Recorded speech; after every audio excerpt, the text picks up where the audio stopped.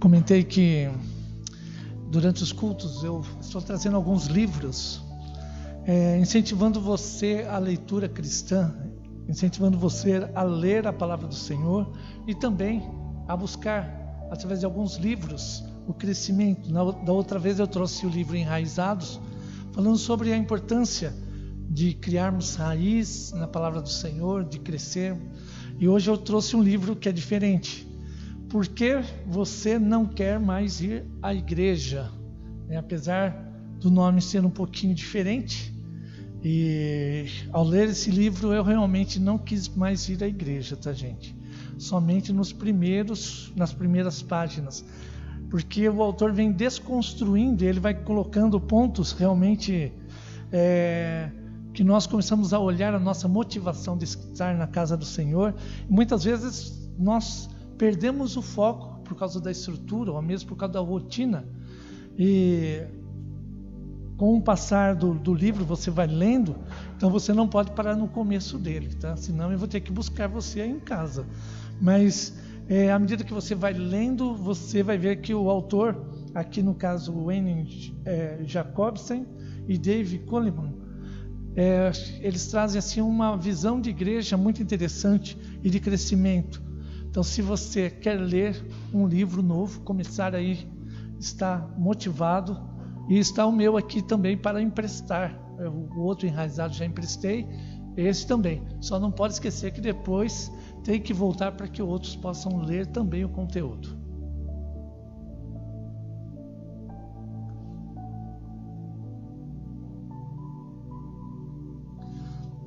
Uma noite especial também na Palavra do Senhor.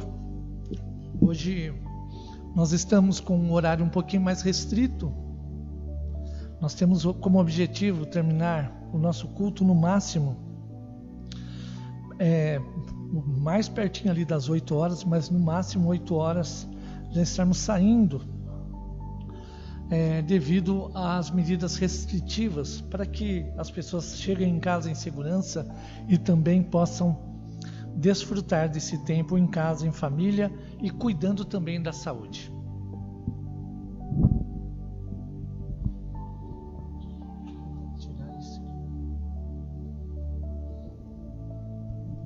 Quero convidá-lo a abrir a palavra do Senhor em Colossenses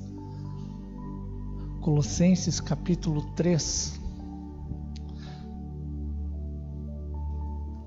Colossenses capítulo 3, do verso número 12 ao verso número 17. Colossenses capítulo 3, do verso 12 ao verso 17.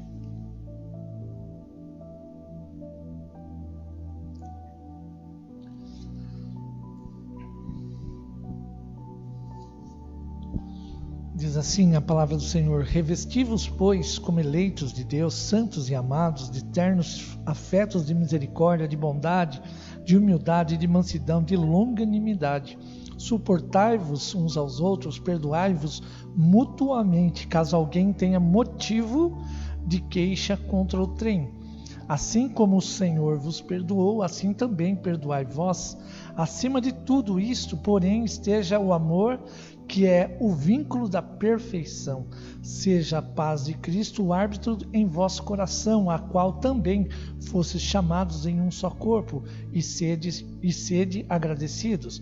Habite ricamente em vós a palavra de Cristo. Instruí-vos, aconselhai-vos mutuamente em toda a sabedoria, louvando a Deus com salmos, hinos e cânticos espirituais, com gratidão em vosso coração. E tudo o que fizerdes, seja em palavra, seja em ação, fazei em nome do Senhor, dando por ele graças a Deus Pai. Dando por ele graças a Deus Pai. Quando nós olhamos as cartas paulinas, eu tenho falado isso sobre alguns domingos, sobre essas cartas paulinas, e quando o apóstolo Paulo fala aos Colossenses, ele vem trazendo uma série de instruções, e essas instruções estão para o crescimento do corpo de Cristo. Então, quem é o corpo de Cristo? A igreja. Então, eu e você somos o corpo de Cristo. Então, essas instruções que é para a igreja que está em Colosso também alcança a nossa igreja, as nossas vidas. E quando nós começamos a olhar para a palavra de Deus e a mergulhar nas verdades que estão na palavra de Deus, agora ela começa a falar também ao nosso coração e aquilo que nós precisamos crescer e amadurecer no âmbito da fé e também como igreja, para caminharmos para estágios maiores, onde Deus vai usando a sua igreja para a sua honra e para a sua glória. E quando nós olhamos o apóstolo Paulo chegar nesse capítulo 3 de Colossenses, ele inicia trazendo agora uma instrução importante. Qual a instrução que ele traz? Primeira deles, nós precisamos nos revestir. O que é revestir? É colocar ou tornar-se a vestir. Ele vai utilizar muito essas palavras: despir-se, vestir-se, revestir-se, porque ele vai trazer algo que está acessível a todos nós. Todos os dias você, depois de tomar um banho, você coloca uma nova roupa, você veste-se com uma roupa nova, limpa, cheirosinha. Assim também, quando Paulo está falando à igreja, ele está dizendo que nós precisamos a cada dia também purificar o nosso corpo, tomar um banho. Aquele banho, às vezes é um banho demorado, aquele banho onde a gente vai caprichando detalhe a detalhe, para depois colocarmos uma roupa nova. E é gostoso. Pelo menos eu gosto muito, quando eu tomo um banho, eu coloco uma roupa cheirosinha, uma roupa que às vezes eu sinto o perfume da roupa. É gostoso. Quando eu chego num lugar e alguém passa por mim, eu sinto o cheiro da roupa dela, eu penso, olha que cheiro gostoso. É gostoso sentir um bom perfume, ver as pessoas bem vestidas, com um cheiro gostoso. Assim também é gostoso estar com as vestes novas. Por isso, o apóstolo Paulo ele vai dizer, nós precisamos nos revestir, colocar essa nova vestimenta. E qual é essa vestimenta? Ele vai além, agora como eleitos de Deus, santos e amados. Então ele diz, nós precisamos nos revestir como eleitos de Deus. O que ele quer dizer com eleitos de Deus? Ele está fazendo a mesma referência que Pedro, lá em 1 Pedro, capítulo 1, verso 2, onde ele fala que Deus nos elegeu de antemão. Uma vez que nós cremos que não estamos aqui por acaso, mas Deus, lá desde a fundação do mundo, já nos elegeu como filhos amados. Ele já traz essa verdade, dizendo, você não precisa mais andar como as pessoas, como os gentios. Quem eram os gentios? Aqueles que não conheciam a Deus, que não tinham as suas raízes em Deus, como povos pagãos que viviam longe da presença de Deus. Ele diz, vocês não precisam andar dessa forma. Vocês podem andar com homens e mulheres eleitos, ou seja, desde a fundação do mundo foram comprados e hoje se realiza essa verdade no meio do povo. Por isso ele vai trazer mais um aspecto, além dele dizer como eleitos de Deus, ele vai dizer santos. Por que santos? Porque a palavra de Deus diz que quando Cristo ali, agora como sumo sacerdote, ele também nos santifica através do seu sangue. E por isso nós somos também santificados por esta mesma palavra. Olha só, então eu não sou fruto do acaso. E eu também agora sou santificado, porque o Espírito de Deus habita no meu coração. E é por isso que às vezes quando eu estou andando longe da presença de Deus, alguma coisa bate a porta, parece que eu fico incomodado. E muitas vezes é o Espírito Santo falando, ei, volte, aqui está a vontade de Deus para você. Porque a santidade também nos faz a chegar a Deus e também ouvir a voz de Deus. Muitas pessoas tentam entender a Deus. Quem é Deus? Como eu posso compreender quem é Deus? Agora tem outros que se achegam a Deus, mesmo sem compreender, mesmo sem entender a dimensão desse Deus tão grande. nós achamos nele abrigo para os nossos corações. E ele se revela para nós. Percebe a diferença? Não é o intelecto do homem e da mulher que compreende quem é Deus, mas é Deus que se revela e se mostra a sua grandeza, a sua profundidade, a ponto que Paulo vai dizer a profundidade das riquezas e do conhecimento de Deus. Quem primeiro deu a Deus, para depois receber? Como nós podemos compreender esse Deus tão grande?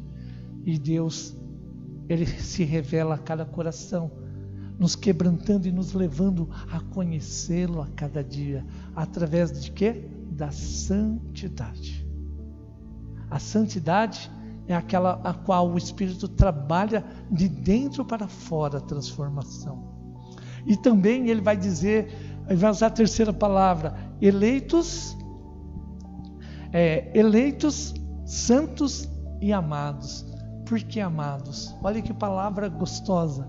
Amados. Você sente-se amado? Você sente-se amado? Eu me sinto amado. A minha esposa, por exemplo, eu me sinto amado quando ela cuida de mim. O Diego pela Camila, a Camila pelo Diego, a Júlia pela Geni, porque ainda não pode arrumar namorado não, Júlia, ainda não, né? Só depois de passar pelo pastor. O pastor avalia, é a nova regra da igreja. Senta meia hora com o pastor, depois pode pegar na mão. Quem dera, né, Júlia? Hoje o pessoal não está mais pensando no pastor. O pastor é só no final das contas. Mas sentir-se amado é sentir-se especial, é sentir-se cuidado. E muitas vezes nós nos deixamos levar por tantas situações como se não fôssemos amados. Como se não fôssemos amados. Nós muitas vezes olhamos e achamos que ninguém dá valor para a gente. E Deus está dizendo, eu te dou valor a cada dia, a cada momento, porque eu te amo.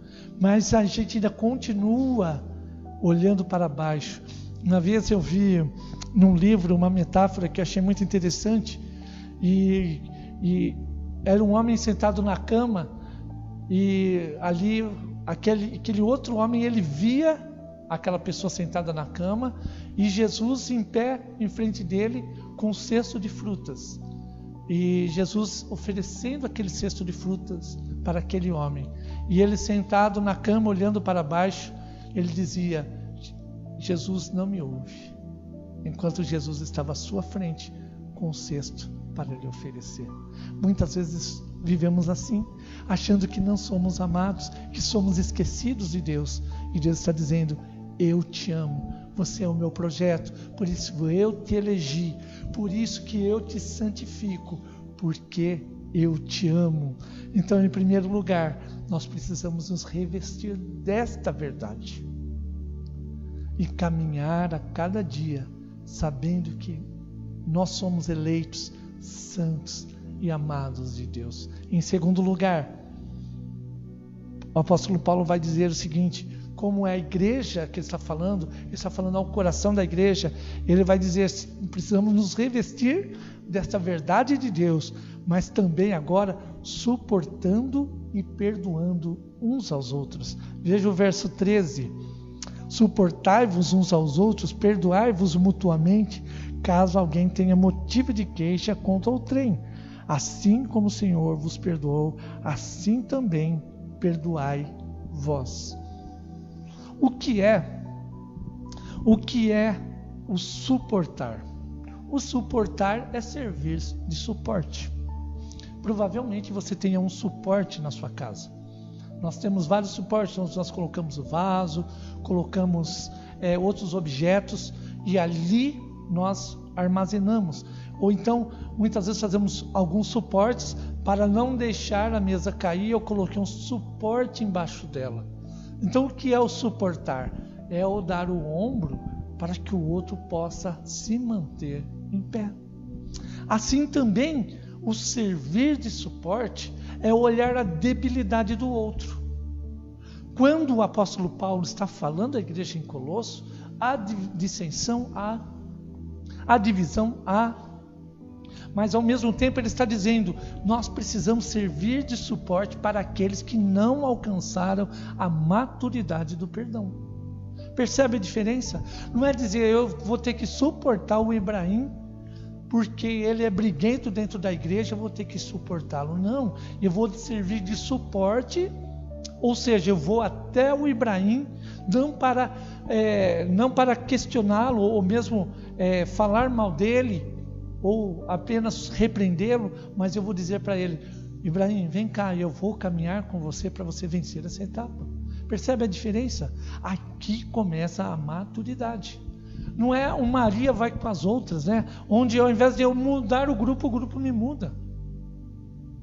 Eu preciso influenciar segundo a palavra de Deus. E se você diz, mas se eu não tenho a estrutura, você precisa voltar ao primeiro ponto, onde fala sobre a eleição, sobre a importância de viver a santidade e viver, experimentar esse amor de Deus. Porque se eu não compreender em mim, eu não vou conseguir servir de suporte para o outro. Eu vou, na verdade, somente somar com ele ou falar mal com ele, mas eu não vou fazer a diferença. Porque fazer a diferença ou servir de suporte é você ajudar a pessoa a vencer a etapa que ela está passando. Talvez etapas que você já passou e que Deus te deu a vitória para que você compreendesse como resolver. Percebe a diferença? Muitas vezes nós passamos por situações, e eu mesmo, na minha vida, eu passei por muitas situações que me serviram de lição. Ali atrás, eu vi, eu passei, errei, mas eu tive a oportunidade de não errar novamente. E tive a oportunidade de outras pessoas, ao passarem pela mesma dificuldade, eu poder servir de suporte. Não me juntar ao que está errado, mas fazer a diferença a partir da santidade. E quem vai me dar a palavra certa? O Espírito Santo.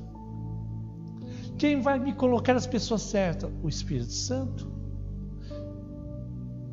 E se a igreja não fosse necessário como um corpo que vai tendo suas manutenções, todos nós seríamos perfeitos. Mas quando o apóstolo Paulo está dizendo, olha só, ele vai além, perdoai-vos mutuamente caso alguém tenha motivo ou queixa contra outrem. E ele está dizendo o seguinte agora, se não consegue fazer por si mesmo, olhe para Deus. E como eu posso olhar para Deus? Veja só, assim como o Senhor vos perdoou, assim também perdoai vós. Se você não consegue e diz, eu não consigo fazer, então para de olhar para você e olha para Cristo. Assim como Ele fez, agora você faça o mesmo. Não por causa de você, mas por causa de Deus. Faça a diferença não por causa de você, mas porque Deus um dia fez, Jesus fez a diferença por mim e por você. E olha só o que ele vai dizer ainda. No verso 14, se no primeiro momento ele diz, revesti-vos como eleitos, suporte e perdoe. Agora ele vai dizer, no terceiro e último ponto, revista-se finalmente do amor. Verso 14, leia comigo. Acima de tudo, porém, esteja o amor, que é o vínculo da perfeição. Acima de todos, acima de todas as coisas esteja o quê? O amor. Então, quando o apóstolo Paulo está conduzindo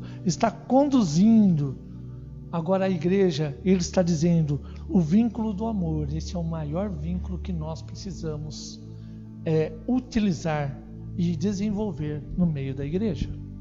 O vínculo do amor, muitas vezes nós estamos pensando sobre a sexualidade, ou sobre esse amor do eros, mas o amor ao próximo é o primeiro vínculo que nós precisamos ter. E esse amor, ele extrapola, ele vai além daquilo que aparentemente o mundo diz que deve ser o modelo. Por isso, nós precisamos amar além. Nós precisamos perdoar além.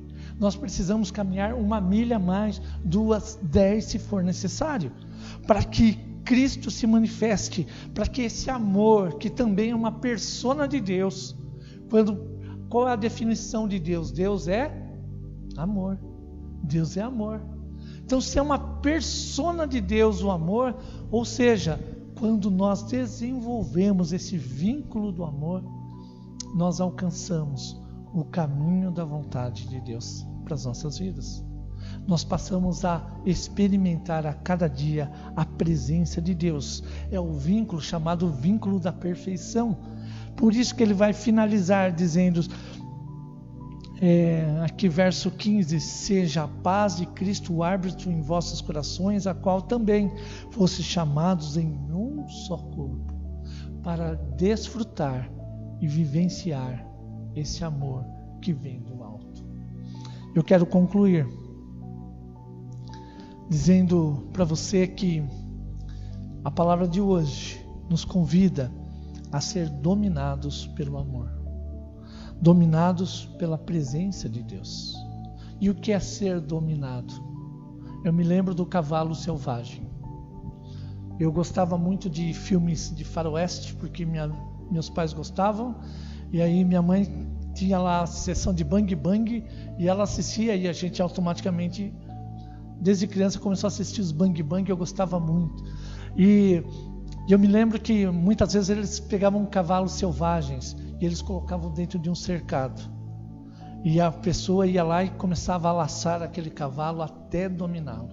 Assim eu vejo que é o nosso coração diante de Deus, como um cavalo selvagem, o qual Deus olha e vê a beleza a qual Ele criou você, a qual Ele olha e diz, olha a perfeição que eu criei cada um deles, mas precisa ser dominado. E qual é o modelo, o que a palavra de Deus nos diz sobre essa dominação? É quando a paz de Cristo, que excede esse nosso entendimento, verso 15, que essa paz de Cristo, que excede todo o entendimento, ela nos inunda e domina o nosso coração, nos levando a ver as verdades de Deus e a vivenciá-las a cada dia. Que Deus te abençoe, que você possa buscar crescer na presença de Deus a cada dia. Vamos orar? Querido Deus, nós, diante da Tua palavra, nos quedamos, reconhecemos a grandeza do Senhor, a majestade do Senhor, reconhecendo o chamado do Senhor também. Reconhecemos, ó Pai, que sem o Senhor nós não podemos fazer nada. Sem o Senhor não podemos realizar nada. Mas quando a presença do Senhor se manifesta sobre nós, algo extraordinário acontece. Algo maravilhoso acontece. E nós queremos experimentar desse amor. Como igreja, como corpo de Cristo, experimentando desse amor que nos envolve a cada dia e nos chama a ser servos e servas do Senhor, para a Tua honra e para a Tua glória. Que o Senhor continue a falar com a Tua igreja em nome de Jesus. Amém e amém.